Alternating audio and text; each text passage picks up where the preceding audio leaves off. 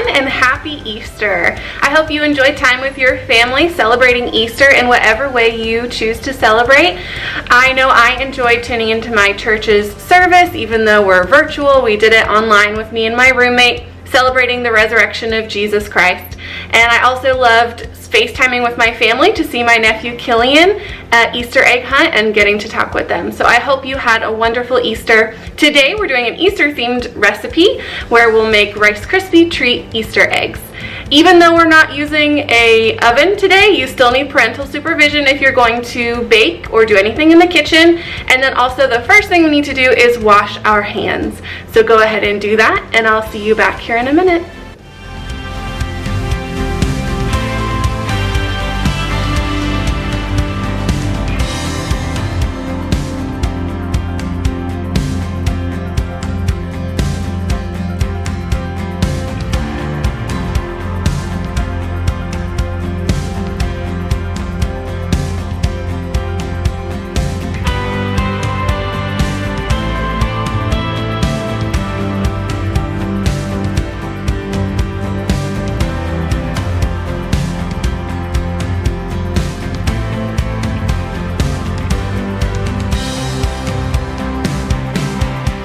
Alright, scholars, now I need to think for a minute. I know the recipe calls for 6 cups of Rice Krispie treats, and I have separated my colors into 3 different bowls.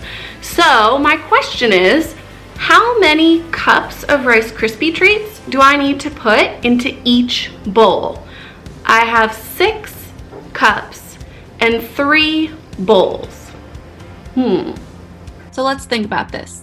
The recipe calls for 6 cups of Rice Krispie cereal, and I have 3 different colors I need to divide that into. So really, I need 1/3. Well, what is 1/3 of 6 cups? Well, I know 1/3 of 6 is the same as 1/3 times 6. Now I know I can change that 6 into 6 over 1 because it's 6 wholes.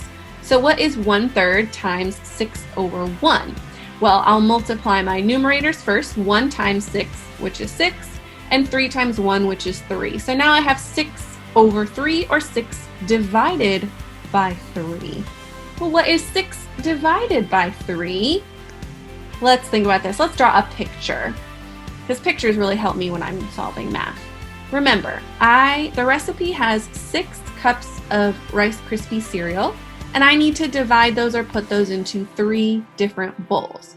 Well, let's slide one over at a time. I have 2 in one bowl, 2 in another bowl, and 2 in another. Did I divide my 6 cups equally?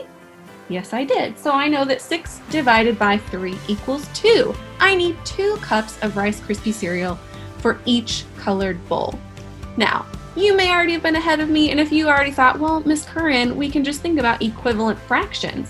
You're absolutely right. I could also think that if I knew I needed 1/3, that is the same as 2/6, as you can see by my picture. And now it's time for us to learn about Easter around the world. Well, first, in the United States, the main focus of Easter is the Easter Bunny. Families put on big Easter egg hunts and give kids candy and treats. A lot of families get together for a big Easter dinner as well. Christians celebrate the resurrection of Jesus Christ and the empty tomb, representing how he conquered death and saved all people from their sins.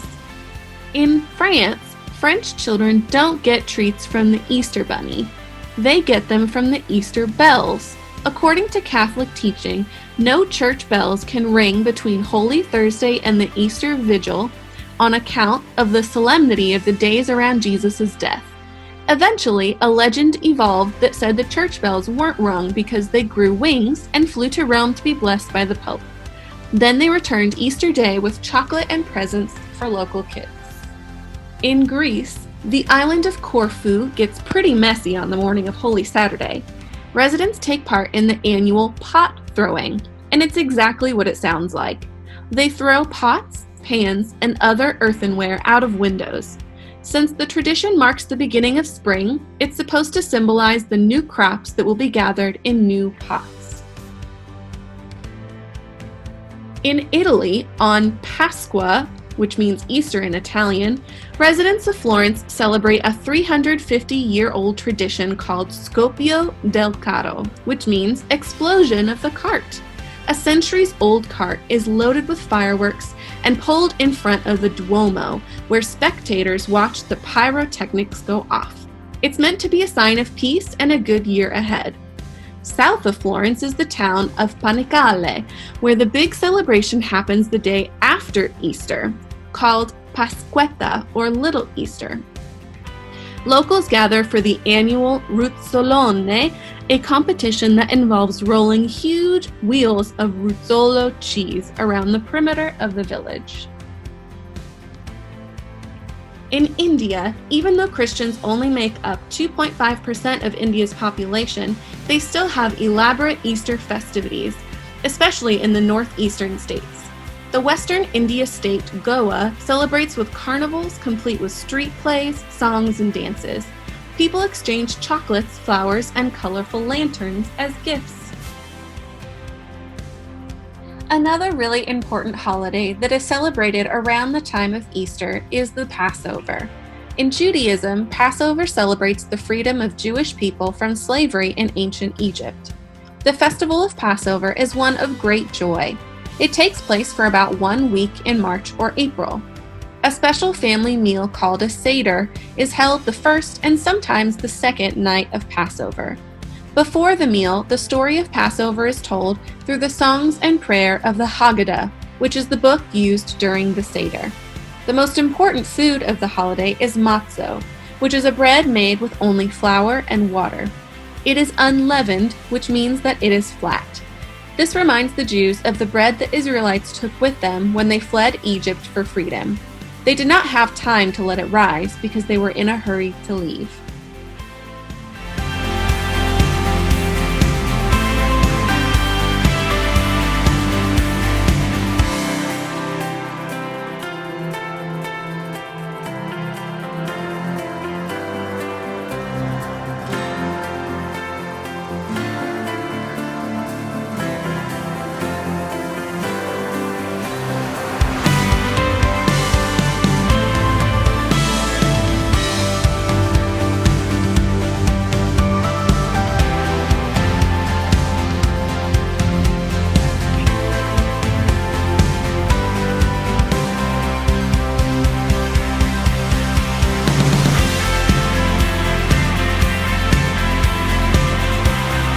Well, thank you so much for joining me in Miss Curran's kitchen again today. I want to hear from you next. So first, I want to shout out a couple scholars who have sent in their work to me after watching these videos.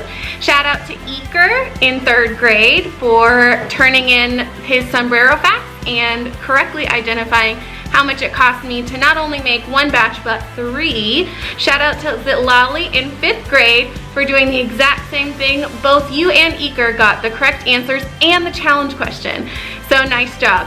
And then I want to shout out Amy in 2nd grade and her sister Kate in kindergarten for sending in pictures of them baking cupcakes. Now for this week, we've learned about fractions and we also learned about how people celebrate Easter all over the world. So I want you to fill in the Google form below and tell me 3 facts you learned about how people celebrate Easter. And I'll see you next week.